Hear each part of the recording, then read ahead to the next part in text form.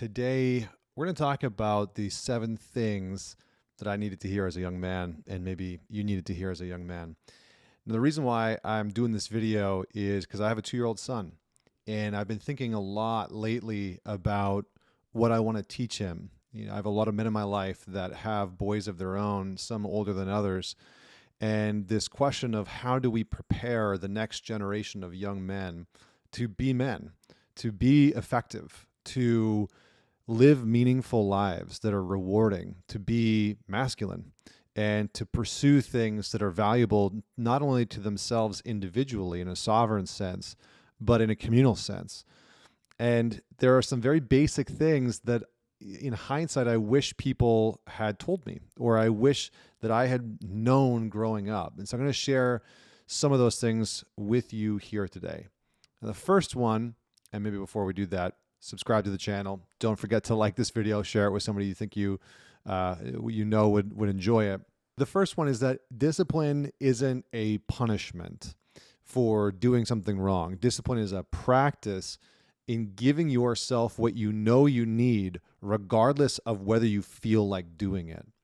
Now, the reason why I put this one first is because for such a long time as a young man, I beat the crap out of myself whenever I did something wrong. I learned as a young boy that discipline meant punishment, that if I did something or didn't do something that I was supposed to, that I'd be punished for it. And so how I took that and what I learned about discipline is that in order for me to do the things that I know I need to do, I should punish myself towards them. I should beat the crap out of myself verbally and internally. And the way that I'm going to get myself to go to the gym and start the work project and, pursue the woman is to discipline myself, is to smack talk myself into doing it. And the problem with that is that that's shame-based motivation. That type of motivation might work for a period of time, and you might even get phenomenal results because of it. But the reality is that it'll never leave you feeling fulfilled or rewarding, and eventually it'll have a net negative impact on your life. So discipline is a practice of giving yourself what you need, even though you might not feel like doing it. Next is that porn is a waste of time. It's a great distraction from maybe how fucking lost you feel and how shitty you may have feel and all the things that you don't want to avoid, and a great way to get off, maybe when you're just feeling riled up and you need a release. But it is a waste of time. And more, I've seen this to be true. I had a real issue with porn when I was younger, in my teens and my 20s. I was watching it constantly, almost daily, sometimes for hours at a time. And it really drained a lot of my energy, a lot of my focus, and just a lot of my time. It just took up a lot of time and space in my life. And so if you're a young man watching this today, and I know that a lot of young men watch my channel, because predominantly the men that are tuning into my channel are between 24 and 33. So I see you. I know you're watching. Probably the biggest thing that I would say to you, and that I would have said to myself in my early 20s, is start trying to stop watching porn now, right? Because for me, it took a while. And for a lot of guys that watch porn regularly, it takes a while. And you might not even be convinced that you need to stop watching it. And that's fine. Maybe you're somebody that's just like, porn's just what I want to do and it's what I want to watch. Cool, no problem. Carry on to the rest of the video. But if you're a man that's like, yeah, I think I want to stop watching porn, start that journey right now. Because it might take a few tries. For me, it took honestly a couple years to stop watching it and to let it go. And it was a journey that required me to fail over and over and over and over and over again. It was really humbling to be defeated that many times. So start that journey now. Third, developing solid connections with other men who challenge you, who push you, and who you can talk to about absolutely anything in life is one of the most undervalued assets that you can possibly acquire. You're going to hear a lot as a young man of build your wealth, figure out how to make money, figure out how to build your network. All those things are great. I'm not devaluing those things at all. All those things are phenomenal. But having really solid, high character, high value men in your life who are going to challenge you, who are going to push you, who are going to say, hey, you said you were setting this goal for yourself this year. What's happening? Where's that at? You said you wanted to stop smoking weed, and yet here we are on a Friday night, and you're hitting your joint again. Like, what's going on? Having those types of men in your life is, I kid you not, the most underrated asset that you can acquire, especially in your 20s. So I'll leave you with that. Figuring out how to make good money doing shit you love is a noble path. Now, this might take a while, right? It took me until I was probably about 33 years old, 34 years old, before I started to get an inclination of how to make good money doing something that mattered to me and doing something that was fulfilling for me. And I think this is something that I really want to pass on to my son, is give yourself permission to go down a few paths. I mean, I've done some of the craziest, stupidest jobs that you can think of. I delivered water for a water company. I worked construction in a gravel pit in northern Canada. I built sidewalks. I sang classical music. I worked for Apple. I mean, I did a wide array of things until I finally honed in on what was really meaningful to me personally. And I let myself fail along the way, fail towards success, and learn from the things that weren't filling my cup, that weren't ultimately rewarding for me or satisfying for me, or that I knew wasn't going to provide the lifestyle that I ultimately wanted, right? Like when I was singing classical music, I was like, this is cool, this is fun, but this is never going to provide for me in a way and provide the lifestyle that I ultimately want. And so that's one of the reasons why I left it. Next is that women are great. Women are great. But getting your sense of self-worth, your sense of value, and your sense of status from them is a losing game. One of the things that you can begin to do, and one of the things that I wish I had learned earlier in my life, is to shift from trying to get value and worth and validation and status from women, and shift that towards being able to define my own value as a man, being able to develop skills and competencies that were not only rewarding for me, but that were contributing back to society. Because when we do that, we naturally create value and status. We naturally create value and status within our culture, within our community, and within our society. And when we do that, the byproduct of that is that women see you as a high value man, right? Because you have an abundance of resources, you have an abundance of network, you have a large social following, whatever the case may be.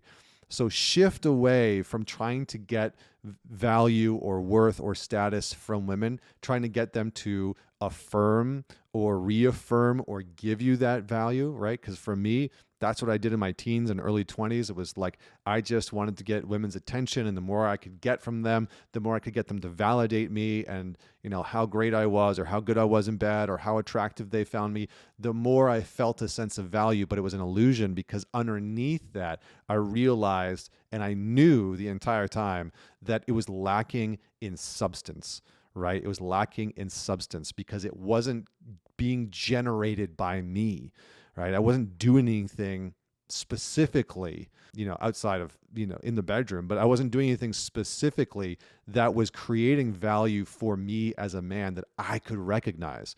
So start to develop that value. This next one is a little bit more esoteric, but I wanted to include it anyways because I like it. This one is very simple, which is when you feel lost in life, go get lost in nature without technology, and you might find your way back to your own truth, or at least your own understanding. One of the things that I started to practice in my late 20s and early 30s was a couple times a year going out into nature without any technology. And I try and do this as often as I can every single week. And I do that specifically because we live in a culture now that is inundated with other people's opinions of who you should be as a man, how you should act, how you should talk, what beliefs you should hold, what values you should hold, the whole thing. And one of the most beneficial things that I think I've done unintentionally, it just sort of started as a practice where I carved out 6 days from work, where this is way back when I worked for Apple. And I had wanted to hike up to this lake and camp in British Columbia. And it was the beginning of, or middle of April, I think. So it was still pretty cold out. And I went and did this, and it was very confronting. It was an incredible time. I didn't have contact with absolutely anybody. And it gave me a chance to just think about myself and my life. It gave me a chance to meditate, to journal, to be in nature, to remind myself of how small I am in comparison with the world that we live in. And it was a very sort of whimsical and awe-inspiring experience that has developed a practice, a sort of yearly ritual of going out into nature, and a weekly ritual where I try and go out and do this on a regular basis solo, that just gives me time unencumbered from technology. And I wish I had started that earlier. I did it when I was a kid. You just go outside and you play, and you just get to be free of the responsibilities. And for men, we carry a lot of responsibilities. You probably carry a lot of responsibility in your life. And so you as a man need time where there's no responsibilities. There's no expectations from you. There's no to-do list. There's no tasks. There's no one needing something from you. And one of the things that we need as men, I fundamentally believe, is responsibility-free time where we can just go and be. And we don't need to do necessarily anything. So when you feel lost, go out and get lost in nature, and you might find your way back to the truth. Last one is treating your body with respect, right? Getting sober, laying off the weed, eating healthy, working out, getting sober in the sense of not drinking booze, getting good sleep. This will help to fix a shitty mindset because it will require that you develop competence and discipline. And for me, this was something that was kind of always half there. I've been working out since I was a teenager. I've always enjoyed that. I've always enjoyed playing sports and being active, but I didn't necessarily treat my body with respect. I abused the crap out of my body. I, would drink entire 40s of alcohol. I would smoke as much weed as I possibly could smoke. I would watch porn for hours. I would stay up, late at night and not get rest. And it wasn't just in my party years. Like, that was sort of a habit that was with me in my teenage years, into my early 20s, into my late 20s. It was something that I really battled with. And even as a kid, when I look back, what I started to realize was like, I had maybe a bit of like an eating challenge where my tendency is to eat way more food than I possibly need. So respecting your body, starting to tune in to what does my body actually need? Does it need more rest now? Do I need to push my body a little bit more and get a harder workout in? Can I eat healthier? Can I eat cleaner?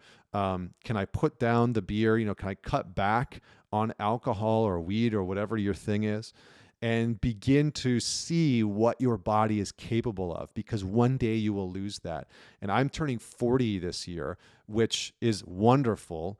And I'm in the best shape of my life, and I'm eating cleaner than I ever have. And I absolutely love it, and I think that trend is going to continue on. But I think about, what if I had taken to this when I was in my early 20s? What would I have been capable of? How much weight would I have been able to push? How active could I have been? And it's a very interesting question.